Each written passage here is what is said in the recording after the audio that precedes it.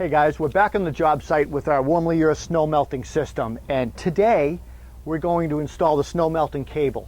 We have our mesh installed. It's all cut and it's formed around the curve, inside curve and the outside edges of our walkway. And like I said in the last video, we're going to use that to anchor our cables, our green heating cable too.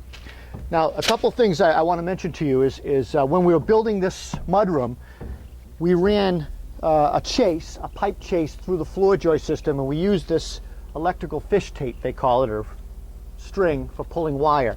So this wire runs through the floor system, through the floor system of the main house, and it goes to the electrical service panel. So we'll use this to fish our wire through so we can make the connections, the electrical connections.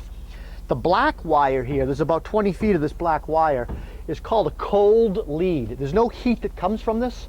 And this is what we're going to use to fish through the house and bring it to the service connector.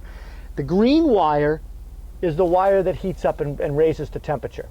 So we're going to install this as well as a sensor. And the sensor will go in between on this, probably this top step. And the sensor will sense temperature and give feedback to the system, so it turns on and off appropriately.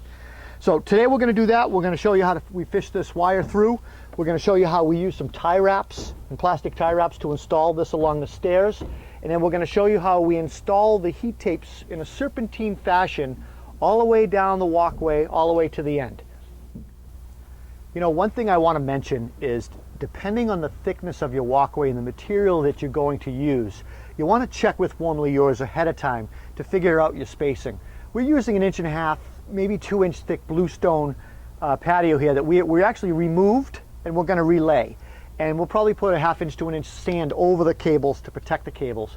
So based on that and the thickness of our stone, we're going to try to achieve a spacing of about 3 inches.